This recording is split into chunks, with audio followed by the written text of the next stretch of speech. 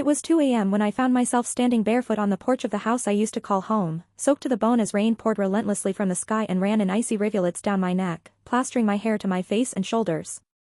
My mother's voice, sharp and venomous, still rang in my ears, the last thing she screamed before slamming the door in my face, "Don't come back." I remember the way the porch light flickered above me, casting a dull yellow glow that made everything look sickly, including the smug expression on Rick's face, her new husband, as he leaned lazily against the railing like he had just thrown out the garbage. He didn't say anything, didn't have to. His little smirk said everything. I wasn't wanted. I was an obstacle, and now I was out of the way. I stood there for a second, blinking against the rain, my arms wrapped tightly around myself, my thin cotton pajamas clinging to my skin like a second, colder, wetter layer of shame. My feet were numb against the wet concrete, and all I had with me was a dying phone I managed to grab off the hallway table before the door was slammed behind me. No keys. No shoes. No bag. Nothing.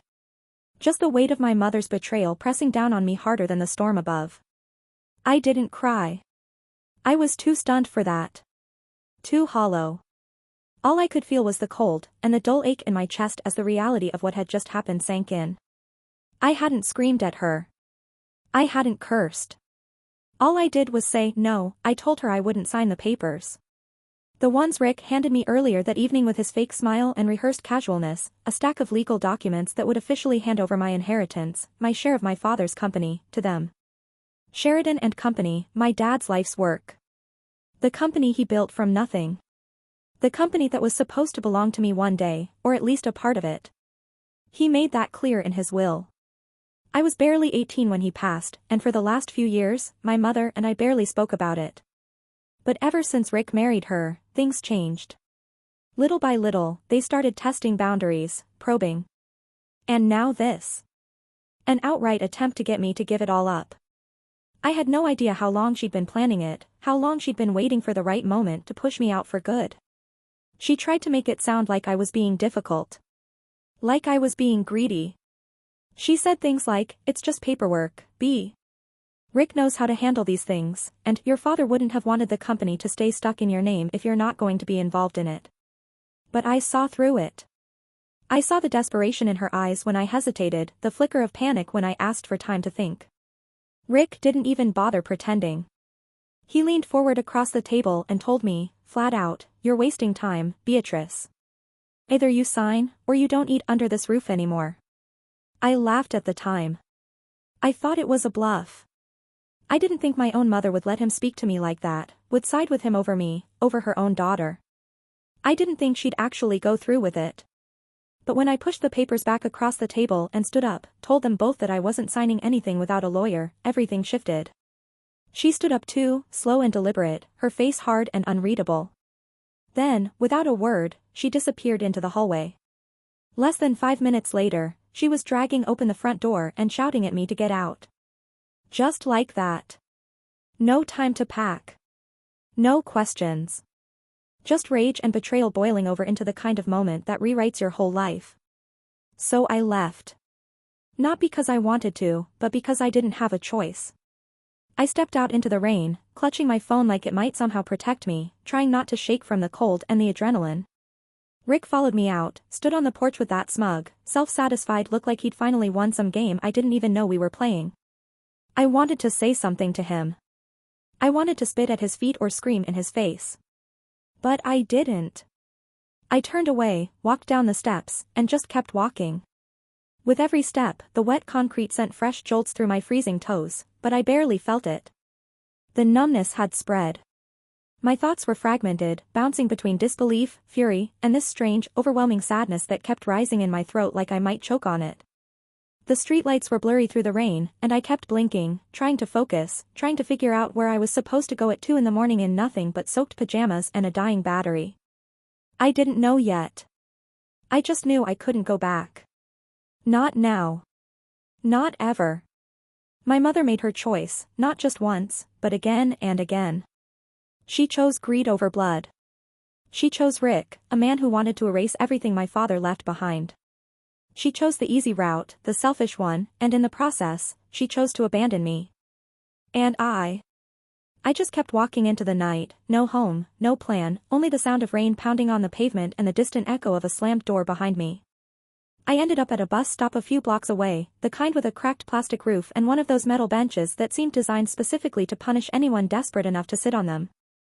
The cold had sunk into my skin by then, and even though the rain had slowed to a mist, every inch of me was still soaked through, shivering so hard I could barely hold my phone steady in my hand. The street was empty, and the silence around me was the kind that didn't feel peaceful, it felt abandoned, like the world had quietly decided to keep moving without me. I curled into myself, knees drawn to my chest, arms crossed tight, my soaked pajamas sticking to the bench like frostbitten glue. My anger was the only thing keeping me warm. That thick, bitter heat in my chest that came from finally seeing something for what it really was. It wasn't about tonight. Not just tonight. This didn't happen because my mother got emotional, or because Rick lost his temper, or because I was being stubborn. This was a campaign. A deliberate, calculated plan to shove me out of the picture piece by piece until I didn't have the strength or the footing to fight back anymore.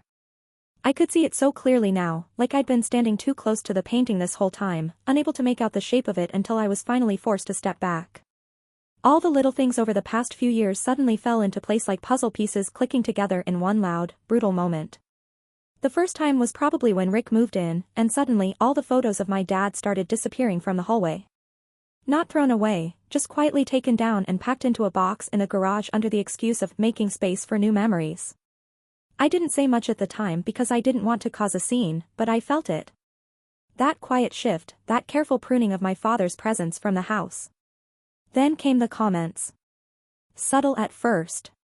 Maybe you should consider changing your major to something more practical, or do you really think Sheridan and Company is the best place for someone your age? Always framed like concern, like they were looking out for me, but always with that undertone of doubt, of dismissal. I remembered the time Rick told me point blank over dinner that the company was better off in more experienced hands, and how Diane didn't even flinch. She just kept cutting her salmon like he hadn't just suggested I had no place in the business my father left me. And I'd swallowed it all. Every offhand remark. Every manipulated conversation. Every false smile that barely covered the condescension in Rick's voice and the indifference in my mother's eyes. I told myself they didn't mean it. That things were tense. That maybe they were struggling and just didn't know how to include me. But they did. They knew exactly what they were doing. They started making decisions without me. About the company, about finances, even about my life. I found out from a neighbor that the guest room had been turned into Rick's home office while I was away at school. I wasn't even consulted. That was the same room my father used to work in. The same desk. The same chair. Now it was Rick's. When I brought it up, Diane just waved it off and said I was overreacting, that it was just a room. Just like the way she said it was just paperwork when they tried to get me to sign away my share. And now, sitting on that freezing bench, with rain still dripping from the corners of the shelter and my breath coming out in little shaky clouds, I realized it had never been just anything. It was always part of a bigger picture, a longer game, and I'd been too loyal, too naive, too attached to the idea of family to see it. They didn't want me to grow into my inheritance. They didn't want me to step into my father's shoes. They wanted me erased. Quietly. Efficiently. Without fuss. They tried to do it softly for years, nudging me aside with smiles and strategic indifference. But tonight? Tonight was the final push. The moment they stopped pretending. I glanced down at my phone, the screen dim and flickering at 4% battery. No missed calls. No messages. No one looking for me. Not even a second thought. They hadn't thrown me out on a whim. They were ready. It was smooth, final, rehearsed. And what hit me the hardest wasn't the betrayal itself. I'd been carrying pieces of that weight for a long time without naming it, but the cold certainty that my mother had made a choice. A conscious, intentional choice. She knew what Rick was. She knew what I meant to him. And she picked him anyway. I could feel my fingers going numb, curled tightly into my palms. My soaked sleeves stuck to my arms, and my teeth were chattering, but I didn't move. Not because I couldn't, but because there was nowhere to go. Nothing to fix. Nothing to explain. It had already been decided without me. And maybe that was the cruelest part of all. Not just being thrown out, but realizing I'd been written out long before the door ever closed. After my father died, it didn't happen all at once, but little by little, like a slow erosion that no one talks about until the ground finally caves in beneath your feet. I watched my mother, day by day, week by week, peel back the layers of his existence in our house until it was like he had never lived there at all. It started with the photographs, the most obvious sign, the ones that used to line the hallway, our family trips, his business awards, the picture of him holding me when I was a baby, all replaced with newer, shinier frames showing Rick and Diane at garden parties, vacations I was never invited to, or candid shots of people I didn't recognize smiling in places I'd never been. The photo of my dad in his office, the one where he's sitting behind the Sheridan and Company desk with a proud but tired look in his eyes, vanished one day without explanation, replaced by some generic landscape that meant nothing to any of us. Then it was his chair, the old leather one in the den that still smelled faintly like his cologne and the kind of long workdays that only men like him survived with quiet dignity.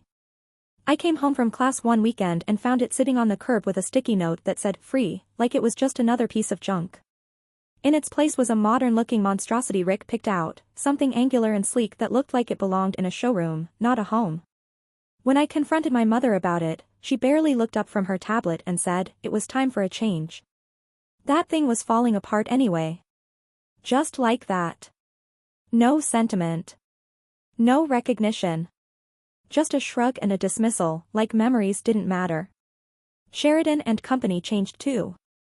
At first, the shifts were subtle, little decisions being made without my input, meetings rescheduled or relocated last minute so I'd miss them, documents reworded just enough to complicate my position.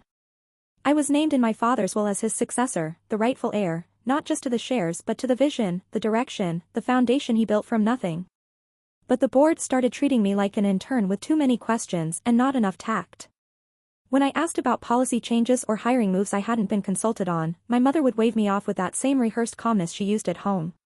"You'll understand when you have more experience," or "let Rick handle it, he's been through this sort of thing before." Rick had no background in the business, none, but he showed up to board meetings with that smug authority that only people drunk on self-importance can pull off. At first, he was introduced as just helping out, shadowing, sitting in to understand the culture. That language changed quickly. Suddenly he was consulting, then advising, then involved. It was always under the guise of what was best for the company, best for the family. I knew what was happening. I could feel it in the way people stopped looking me in the eye during meetings, in the way certain folders were no longer sent to my email, in the way decisions were already made before I walked into the room. I was being pushed out with politeness and paperwork.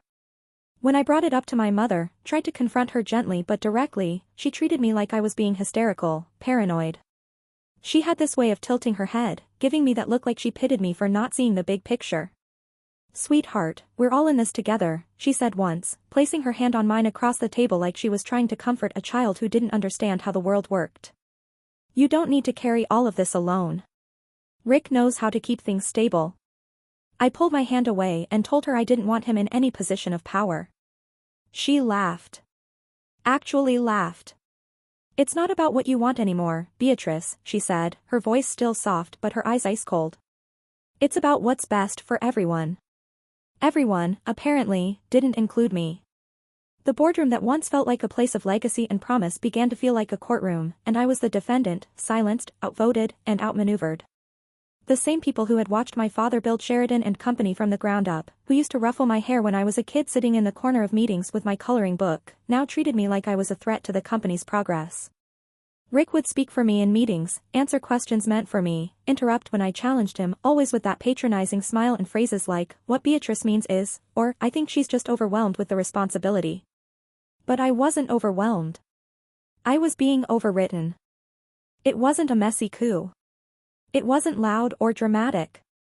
It was a surgical removal, a rebranding of my role into something ceremonial, something symbolic but ultimately powerless. And they justified it with phrases like succession planning and strategic alignment, turning a daughter's rightful inheritance into a corporate shuffle that conveniently placed Rick at the helm and me on the margins. By the time I fully understood the scope of it, I was already locked out of decision-making. My shares gave me rights, yes, but not control, not without alliances I no longer had, not in a room where my voice didn't echo anymore. The worst part wasn't even that they took it. It was that they made it look like I gave it away. Like I wasn't strong enough to lead. Like I was too sentimental, too young, too soft. They had rewritten the story entirely, and in their version, I was just the grieving daughter who stepped aside for the good of the company.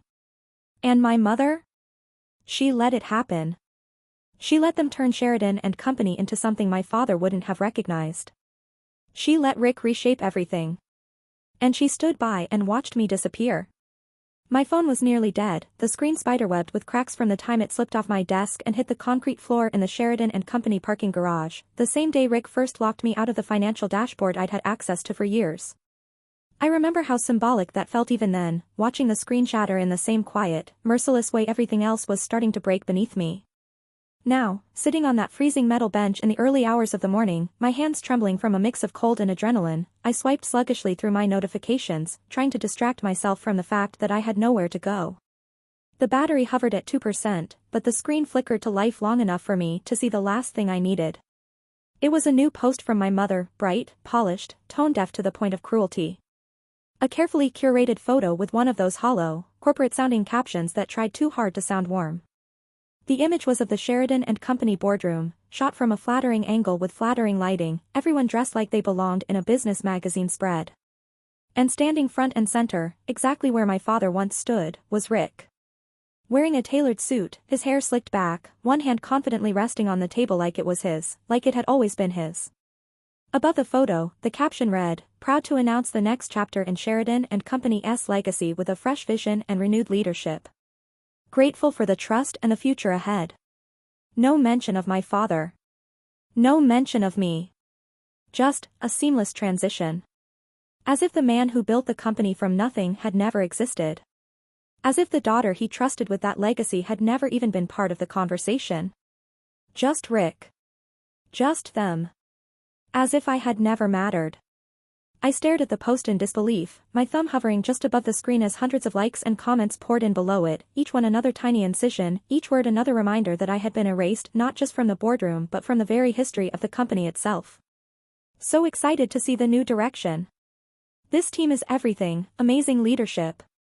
Perfect choice for the next generation. Comment after comment, praising what they were calling growth, vision, evolution. There was no growth here. It was theft. It was betrayal. It was a legacy being gutted and rebranded by people who had no right to it. And Diane?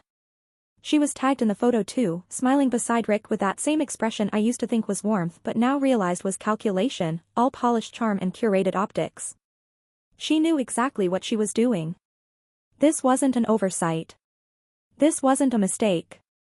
This was the final stroke in a long, quiet campaign to scrub my name from the company's story altogether. They weren't just excluding me from the future. They were rewriting the past. The same mother who used to stand beside my father at industry galas, who used to brag to anyone who would listen that her daughter was the future of Sheridan and Company, was now publicly aligning herself with the man who had dismantled everything my father built, and she was doing it without hesitation, without shame, without even the decency to acknowledge me. The woman who raised me, who swore she'd protect what he left behind, was smiling in a photo while strangers congratulated her for abandoning me. I didn't even realize I was crying until I tasted salt on my lips, my vision blurred not just by the tears but by the sheer, overwhelming force of it all. Not just the loss, not just the betrayal, but the cold, calculated ease with which she had done it. Like it cost her nothing.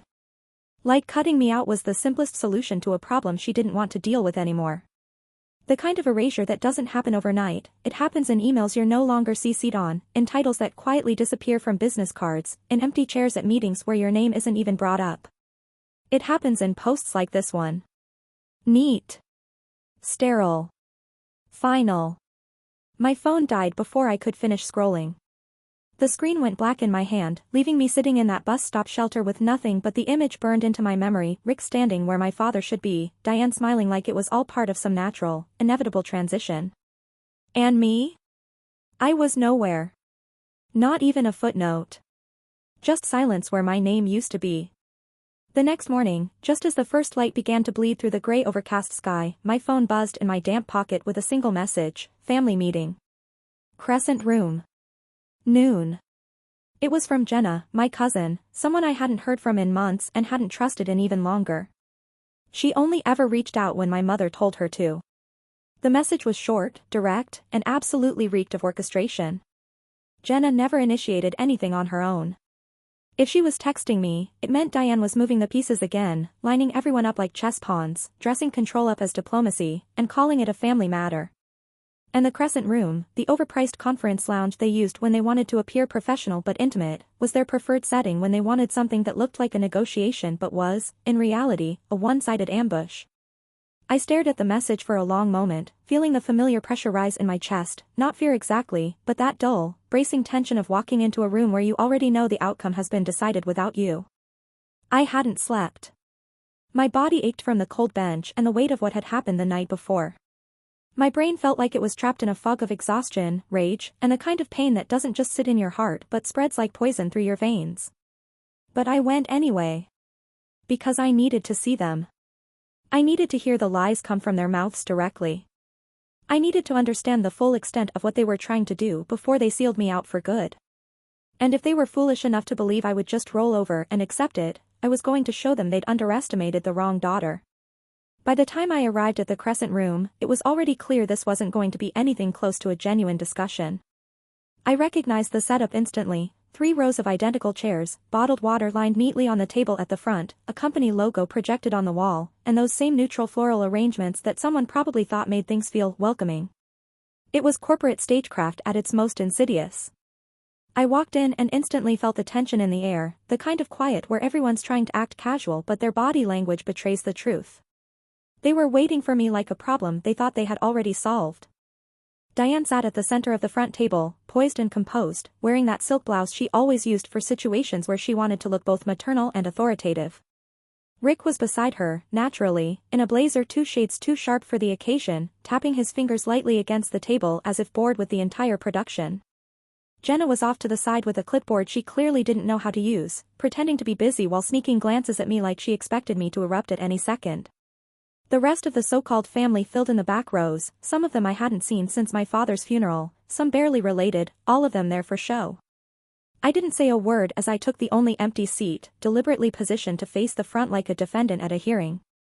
I sat with my back straight, hands in my lap, and stared directly at my mother, waiting. She didn't waste time. Beatrice, she began, her voice calm but clipped, the kind of voice people use when they're trying to manage a scene before it unravels. We're here to clarify a few things moving forward. We don't want any more confusion or hostility. We're family, after all. Family. That word landed like a slap. From the woman who locked the door behind me in the middle of a storm. From the same mouth that told me not to come back. I said nothing. She took my silence as permission to continue. She spoke in vague, polished phrases, about transitions, shared responsibility, fresh leadership, and preserving the company's legacy in a modern landscape. It was jargon, a thin veil of professionalism draped over betrayal. Rick chimed in now and then, painting his takeover as strategic realignment and describing my resistance as emotional turbulence, the kind of phrase people use when they want to gaslight you without sounding crude. Then they pulled out the documents.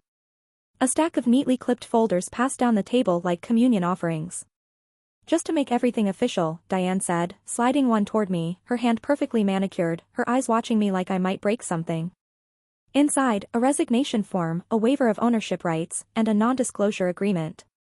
The paper smelled like toner and lies. They didn't even have the decency to pretend this wasn't what it was, a final push to erase me, this time on paper. You'll be compensated fairly, Rick added, as if that made it ethical. As if throwing money at the corpse of my inheritance would make it acceptable. This is a business decision, Beatrice. Nothing personal. Nothing personal. The company my father built from scratch. The hours I spent as a child sitting in his office coloring while he went through paperwork. The late nights I watched him fall asleep at his desk with coffee in one hand and a pen in the other. The legacy he trusted me with. The one I was named to carry. And now, here they were, calling it business. Cold. Clinical. Transactional. I looked at Diane then, really looked at her. The woman who raised me. The woman who used to hold my hand when I had nightmares. The woman who, over the last few years, had slowly become a stranger wearing my mother's face. I tried to find something in her eyes, remorse, guilt, hesitation, but there was nothing. Just resolve. She'd made her decision long ago.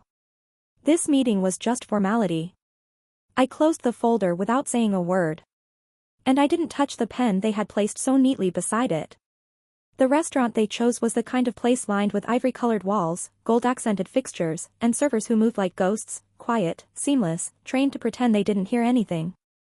It was somewhere meant to impress, to perform civility, to drape formality over dysfunction and make it look respectable. I walked in knowing it wasn't a dinner. It was a setup. The type of setting chosen specifically because it discouraged confrontation. Because they assumed I wouldn't cause a scene. Because in a place with chandeliers and fine linens, the person who raises their voice always looks like the problem. But I didn't care. I sat at the far end of the table, already fully aware of the hierarchy they were trying to impose, with Diane seated at the head like some twisted matriarchal CEO presiding over her latest act of betrayal. The table was filled with family, some close, some distant, everyone sipping water and pretending they didn't already know why they were there. Rick was already seated when I arrived, his jacket still perfectly creased, one hand resting loosely on his wine glass, his expression unreadable except for the flicker of satisfaction barely concealed in his eyes. He didn't need to say a word. This wasn't his part to play. He'd already done the work behind the scenes. Tonight, he would let Diane do the cutting. She waited until the entrees arrived. Until the conversation had lulled and the clinking of cutlery had softened into the lull of surface-level chatter. That's when she struck. Calm. Practiced. Loud enough for the surrounding tables to hear. "We need to address something important," she began, setting down her fork with the kind of gravity reserved for obituaries or public apologies.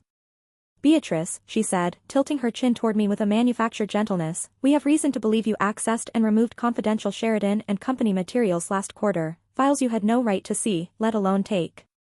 The silence that followed was thick, immediate, and crushing. Someone actually gasped. Chairs shifted. Glasses were set down a little too hard.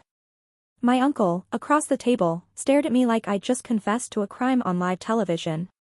My cousin turned to the person beside her and whispered, as if I couldn't see it. As if I hadn't been watching them prepare this moment from the second I walked in. Diane didn't flinch. Her tone didn't rise. She didn't accuse me like a mother. She accused me like a prosecutor. Controlled. Detached. No anger. Just cold, deliberate condemnation. Because that's what this was. A performance designed not for truth but for optics. For credibility. For the witnesses around the table who would one day testify that I was unstable, irresponsible, that I brought this on myself. Rick said nothing. Of course he didn't. That wasn't his role here. He kept his face neutral, his hands still, his mouth in a polite, concerned line. But I saw it. The pleasure in his stillness. The way he soaked up the silence, fed off the discomfort. He was watching a victory unfold. I sat there for a second, stunned only by the boldness of it, not the content. They'd taken everything from me, my position, my authority, my seat at the table, and now they needed something to make it official. Something they could put on paper. An allegation. A stain. Not the truth, but a justification. A reason to erase me fully, legally, and publicly. I looked around the table at the faces of people who had known me since childhood. People who had hugged me at my father's funeral, who had told me how proud he was of me, who had seen the hours I put in at Sheridan and Company long before Rick even existed in our lives. And now they were looking at me like I was a stranger. A liability.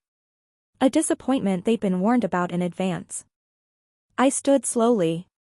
Not because I was uncertain, but because I wanted them to feel it. The weight of my presence. The refusal to be shamed. I looked Diane in the eye and said, clearly and without hesitation, "You're lying. And you know it." Her expression didn't change. Not even a twitch. That's how rehearsed it was. That's how ready she was for this moment.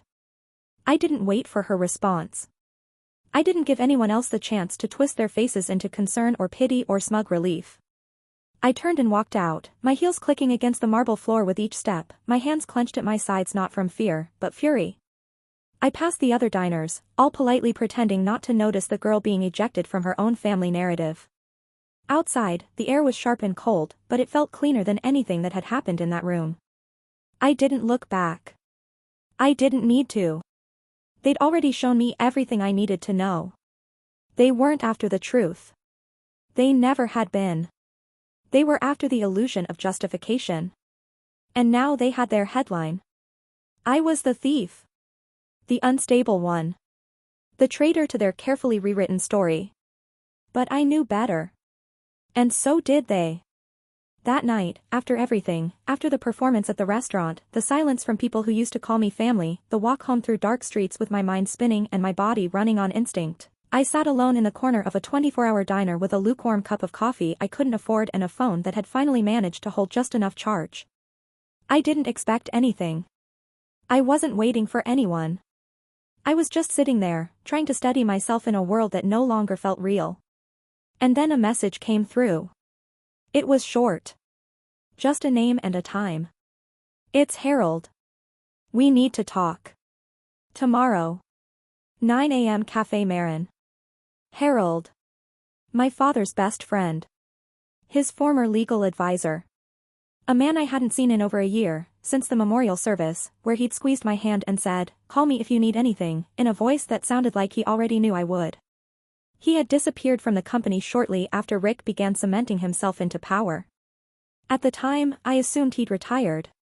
Now I wondered if he had been pushed out, the same way I had, just earlier and more quietly.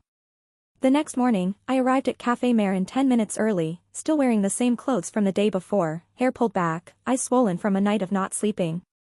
I sat at a back table near the window, my hands wrapped around a chipped porcelain cup, the smell of over-roasted beans curling up in the air like steam off a battlefield.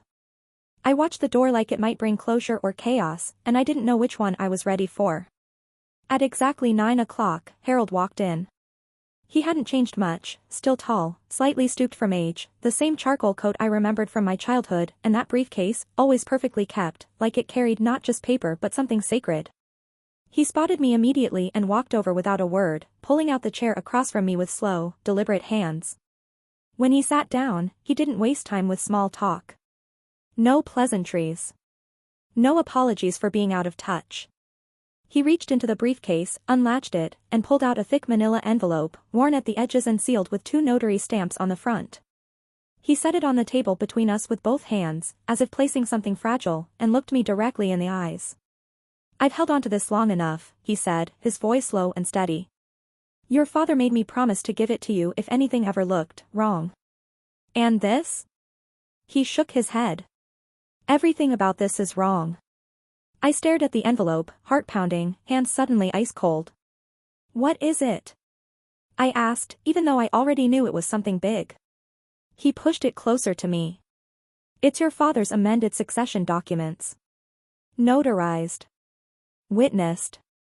Dated 3 weeks before his heart attack. He never trusted Rick.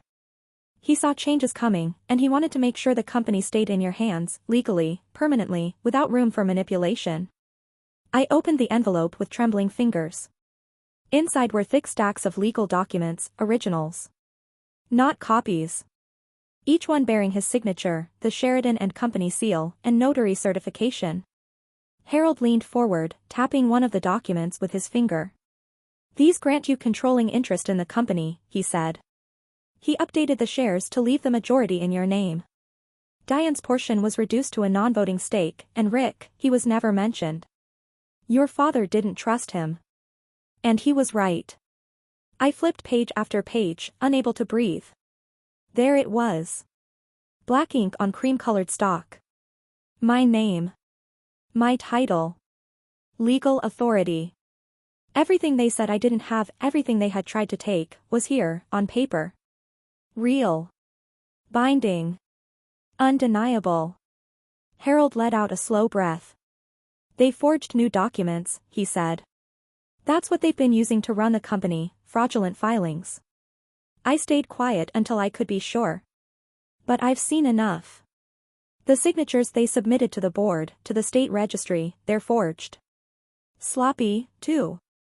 Rick's arrogance made him reckless. I couldn't speak. My throat had closed around something sharp and hot. Not just relief. Not just vindication. But rage. Deep, righteous rage.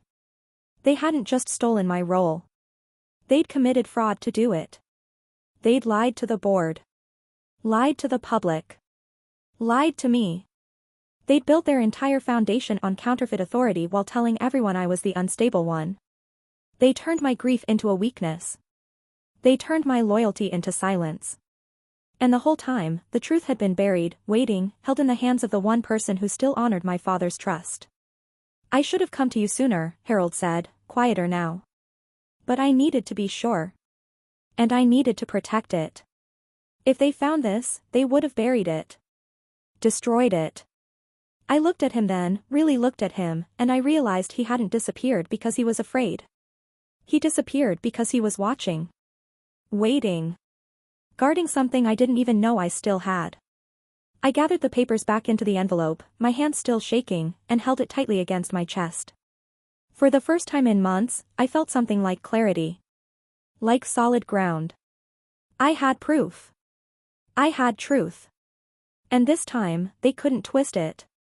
As soon as I left the cafe with the envelope gripped tightly in my hands, I called Chelsea.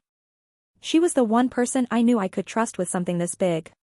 We'd gone through college together, roommates, friends, survivors of sleepless exam nights and early career chaos, and now she was a respected corporate lawyer.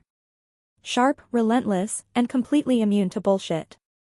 If anyone could help me unravel this mess, it was her. She picked up before the first ring finished. I didn't even say hello. I just started talking, laying everything out, Harold's envelope, the notarized documents, the forged filings Rick and Diane had been using to prop up their fraud. Chelsea didn't interrupt. She just listened. And when I finally ran out of breath, all she said was, "Get here. Now." Her office was downtown, high glass walls and clean lines, all cold professionalism softened only by Chelsea's complete command of the space. She cleared her schedule and pulled me into a private room, where we sat side by side while she flipped through the documents Harold had given me. Her brow furrowed deeper with each page. She didn't speak for 20 minutes, just read everything twice, sometimes 3 times, highlighting phrases with a thin black pen, cross-referencing signature dates, checking the notary certifications. When she finally looked up, her voice was clipped and precise. "These are legitimate. These hold weight in court. Your father made sure of it. This gives you majority ownership, without question. What Diane and Rick have been doing is not only unethical. It's criminal. But we're going to need more. Hard evidence. Internal communications, emails, anything digital that ties them directly to the forgery and the fraud." I didn't hesitate. I told her I had one place to start, my father's laptop. It had been buried in the back of my closet ever since the funeral, still in the same leather case he used to carry every day to the office. For months, I couldn't bring myself to open it. I wasn't ready to see what was inside. But now, it wasn't about grief. It was about truth. I needed proof that couldn't be erased, proof that couldn't be twisted by boardroom lies and public manipulation. I sat on the floor with the laptop in front of me, plugging it in and watching the screen flicker to life. The password was still the same, our first dog's name, followed by his birth year. The desktop loaded slowly, revealing a familiar clutter of folders labeled with exacting precision. Legal. Operations. Forecasts. One simply labeled 4B. I went into the legal folder first, combing through spreadsheets and documents that made my eyes blur. It felt like chasing ghosts, touching things he once worked on, seeing his thoughts frozen in time. But then I found it. Tucked in a draft email folder, time-stamped a month before his death, was a message addressed to the Sheridan and Company board, with Harold copied on it. The subject line was Future Ownership Confirmation, Sheridan and Company. And the message was the clearest thing I'd ever read. He wrote that I was to be given full control of the company, that I was his intended successor, that the updated shareholder structure reflected this change, and that any deviation from this plan was to be considered a breach of his instructions. My name was written out in full, Beatrice and Sheridan, and the tone left no room for interpretation. He had made his decision. They had just chosen to ignore it. It wasn't just sentimental. It was legal. Direct. And most importantly, it was proof. I sat back, staring at the screen, shaking. I backed it up immediately. Uploaded it to the cloud. Saved it to a flash drive. Emailed it to Chelsea. I wasn't going to lose this. I wasn't going to let them twist it or hide it or erase it the way they tried to erase me. This wasn't about reclaiming my place out of pride anymore. It was about honoring the man who built Sheridan and Company from the ground up, who trusted me to protect it, and who saw through Rick and Diane long before they made their final move. They thought they had buried every trace of my father's intent. But now I had his words. His instructions. His voice. And I wasn't letting go. I walked into Sheridan and Company with the kind of clarity that can only come from knowing the truth is finally on your side. The security guard at the front desk didn't stop me, though I saw his hand twitch near the intercom when he recognized me.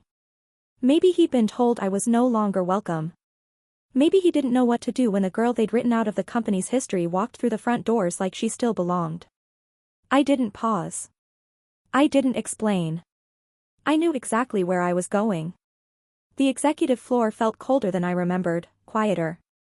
The glass offices were still polished to perfection, the smell of expensive coffee and fresh paper still lingering in the air, but something in the energy had shifted. I moved through the halls like a ghost, no hesitation, no glance toward the faces that peeked through open doors and quickly turned away. When I stepped into the conference room, my father's old space, the one they'd redesigned after his death to erase every trace of him, Diane was already seated at the long table, dressed in cream silk and gold earrings, her posture elegant, controlled. In front of her was a folder, closed neatly, a pen resting parallel beside it like this was some civilized business meeting. She didn't look surprised to see me. She didn't smile either. She gestured toward the seat across from her. I didn't sit. Instead, she opened the folder and slid the top sheet across the table toward me. Her manicured nails didn't tremble. The contract was brand new, heavy paper, fresh ink, and a signature line with my name printed beneath it. She told me, in that same rehearsed voice she always used when she wanted to pretend she still had authority over me, that it was a settlement agreement. That I could avoid litigation if I agreed to formally transfer my remaining shares to Rick and sign a non-disclosure agreement. She said it like she was doing me a favor. Like I should be grateful for the chance to bow out quietly. Her eyes were flat, her mouth perfectly composed, but there was something strained in her expression, something just barely beginning to crack. I didn't touch the paper. Instead, I looked her in the eye and said, as calmly as I could manage, I have the email. I didn't raise my voice. I didn't explain. I just said it, knowing she would understand exactly what I meant. And she did. Her face lost its color in an instant, like blood had drained from her skin. The careful neutrality shattered for one perfect second, and in that moment, I saw it, the panic she'd been keeping behind her polished exterior. The fear.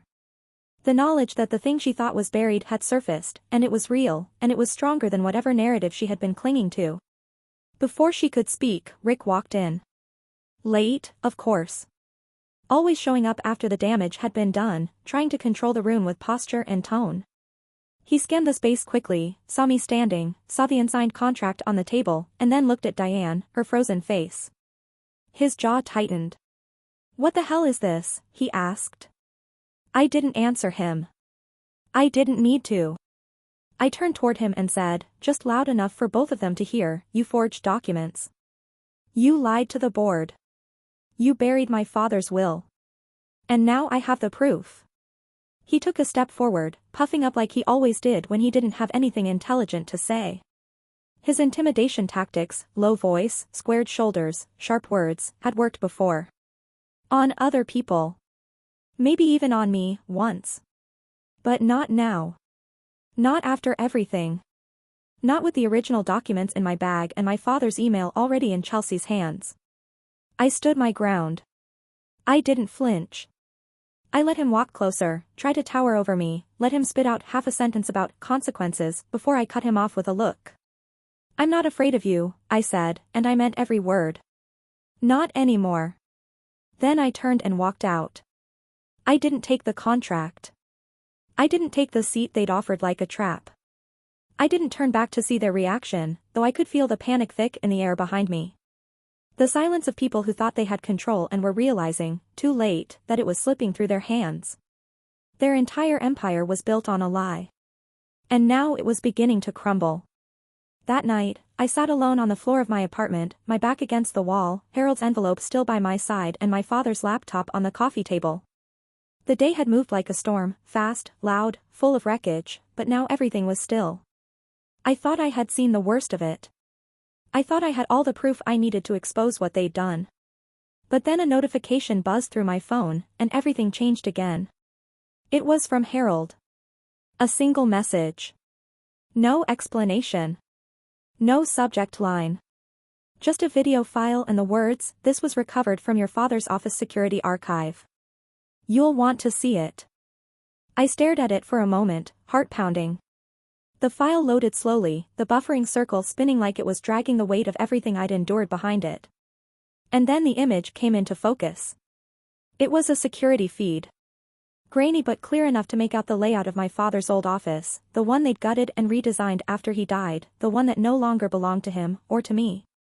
The timestamp showed it was recorded just days after the funeral. Diane was sitting in the leather chair that had once been his. Rick stood leaning against the window, sipping from a glass, the city lights casting long shadows across his face. Diane's voice cut through first. Cold, sharp, unmistakable. "Once Beatrice is out, everything goes to us." I didn't blink. I couldn't. Rick laughed quietly, taking a sip of whatever he was drinking before replying, "She won't see it coming." The video wasn't long. Maybe 30 seconds in total. But it didn't need to be longer. There it was. In their own words. No metaphors. No legal gray zones. No spin. Just a confession, intent, motive, and arrogance all wrapped into one casual exchange. They weren't just complicit. They had planned it. Celebrated it. I watched it 3 times. The third time, I recorded the sound of my own breathing, shallow, tight, full of something between rage and grief. I forwarded the video to Chelsea without a word. She called me less than 5 minutes later, her voice urgent but steady. "It's authentic," she said. "And it's admissible.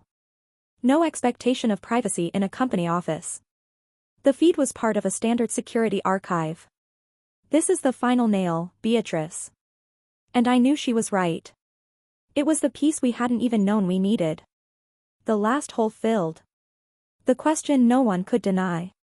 Even if they tried to claim the documents were altered, even if they argued the email was outdated, even if they pushed some desperate narrative to cover their tracks, there was no coming back from this. I didn't hesitate. I pulled up every file. The succession documents Harold had protected all this time. The draft email my father wrote to the board, naming me as his rightful successor.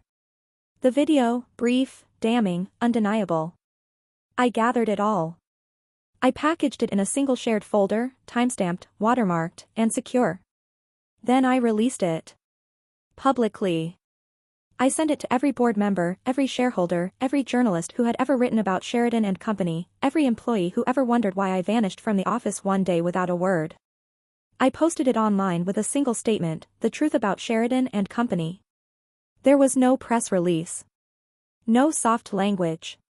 No middle ground. I put it all out there. The video spread faster than I expected. Within minutes, it was being shared across platforms, forwarded in company group chats, whispered about in industry forums. The internet didn't need context, it only needed receipts. And I had them. I had the full picture. I had the truth in black and white and video, and I had the one thing Diane and Rick never thought I would find, my father's voice, reaching through the chaos, vindicating everything I had fought to defend. I didn't feel victorious. Not yet. But I felt something shift. A weight being lifted off the story they tried to rewrite. A lie finally cracking open under the pressure of something real. And I was just getting started. The moment I posted the truth, everything moved faster than I could have imagined. At first it was a ripple, notifications lighting up one by one, emails pinging into my inbox, the shared folder link being opened dozens of times in minutes. And then it wasn't a ripple anymore. It was a wave. By noon, my phone was on fire. The video clip of Diane and Rick speaking so casually about cutting me out had already been downloaded and shared thousands of times. The internal documents, the ones bearing my father's signature, the notarized succession plan, the email naming me explicitly as the company's rightful owner, had gone viral within the industry. Every board member had seen it. Every partner. Every competitor. And the fallout began almost immediately. Sheridan and Company had always thrived on its image, prestige, legacy, trust. The kind of company people invested in because of its history, because of the man who built it and the principles he represented. But now, all of that was shattered. The partners, those sleek, sharp-talking executives who had aligned themselves with Diane and Rick over the last year, began pulling out. One by one. Formal emails. Public statements. Press releases full of phrases like breach of integrity and pending internal investigation. They weren't just jumping ship. They were setting the boat on fire behind them to prove they were never really part of it. Then came the journalists. Local news stations ran the story by the end of the day, headlines flashing across screens with phrases like Air Forced Out and Forgery Scandal and Sheridan and Company faces fraud allegations. I watched one of the reports in silence, sitting cross-legged on the floor of my apartment, the reporter standing in front of the glass headquarters I had walked through so many times, now speaking about the deeply troubling accusations and undeniable video evidence. By late afternoon, the banks had already acted. Multiple accounts associated with Sheridan and Company were frozen pending investigation. Vendors stopped answering their calls. Internal memos began leaking from anonymous employees, emails revealing forged signatures, manipulated records, deleted server logs. The company's name, once synonymous with legacy, had become radioactive. No one wanted to be associated with it anymore. Diane's silence was immediate and deafening. Rick's bravado vanished. Neither made a public statement. There were no denials. No threats. Just silence. They had built their little empire on control, on carefully managing perception, on keeping their lies airtight. But once the truth was loose, once the public saw who they really were and how far they were willing to go, everything began to collapse. Chelsea moved quickly. She filed the lawsuit that same day: corporate fraud, forgery, willful misrepresentation, damages related to inheritance obstruction. Her firm released an official statement, standing behind me, backing the authenticity of the documents and the legal standing of the evidence. It wasn't just a suit. It was a message. Everything they thought was protected, everything they thought they owned, everything they had taken from me and renamed and restructured, began to unravel in front of them. What struck me most wasn't the speed of their downfall. It was the emptiness of their defense. For all the power they had hoarded, all the manipulation, all the posturing, when it finally came time to face what they'd done, they had nothing. No explanation. No apology. Not even a fight. Just silence and retreat. And I stood there in the middle of the wreckage, not triumphant, not smiling, just steady, watching their empire crumble under the weight of its own lies. All I had done was expose what they buried. And the truth had done the rest. Exactly 1 month after I released the evidence, I stood in a courtroom that smelled like old wood and dust, listening as the judge's voice echoed through the space with a finality I hadn't dared to hope for. It didn't feel real at first. His words came slowly, each one unfolding with weight and authority. He acknowledged the evidence, every document, every timestamp, every signature, every word from my father's email, every second of the damning video. Then he ruled that the forged filings Diane and Rick had submitted were nullified, their actions constituted deliberate and sustained fraud, and that all controlling shares of Sheridan and Company were to be restored to me immediately. On top of that, he ordered them to pay $250,000 in damages, citing not just financial misconduct, but emotional and professional harm. I didn't cry. I didn't smile. I just stood there, hands folded tightly in front of me, feeling my heartbeat in a strange, measured rhythm. Not triumph. Not relief. Just quiet confirmation that the truth had won. That everything I had endured, from the cold rain the night they threw me out to the silence of those who stood by and did nothing, had led to this. That night, Diane called me. 30 times. 30 missed calls in the span of 2 hours. I watched the screen light up again and again with her name, Mom, the label still unchanged, a relic from another life. She didn't leave messages, just kept calling, like sheer persistence could erase what she had done. As if the woman who once told me not to come back, who tried to erase my name from the company my father built, could crawl back through the same phone she used to ignore me. I didn't answer. I didn't want to hear her voice anymore. I watched the last call ring out, my thumb hovering over the screen, and then I blocked the number. Just like that. Quietly. Permanently. In the weeks that followed, everything changed in ways I didn't expect. The pressure, the anger, the tight knot of betrayal that had lived just beneath my skin for so long, it didn't vanish, but it softened. I met with the board, restructured leadership, reinstated old policies my father had fought to protect. I walked through the Sheridan and Company offices without flinching. I stepped into meetings not as a guest or a tolerated legacy, but as the rightful owner. And people looked at me differently now, not with pity, not with dismissal, but with something resembling respect. And in the quiet moments, life crept back in. One evening, not long after the ruling, Mason took me for a walk by the lake. It was cold, the kind of crisp, clear cold that stung just enough to remind you were alive. We didn't speak much. We didn't need to. The sun was dipping behind the trees, the water calm and silvered in the fading light. I remember the sound of gravel under our shoes, the smell of damp leaves, the way his hand found mine without needing to ask. And then, as we stopped at the edge of the water, he turned toward me and pulled a small box from his coat pocket. No speech. No theatrics. Just him, steady and quiet, looking at me like I was the only thing in the world that made sense. He asked me to marry him. And I said yes. It wasn't a grand moment, not in the way movies or stories describe. It was something better. Stillness. Peace. The feeling of standing on solid ground after too long at sea. After that, the circle of people around me, those who had stayed, those who had come back when the masks fell, became something more than friends. They were family in the truest sense. Not bound by blood or obligation, but by loyalty.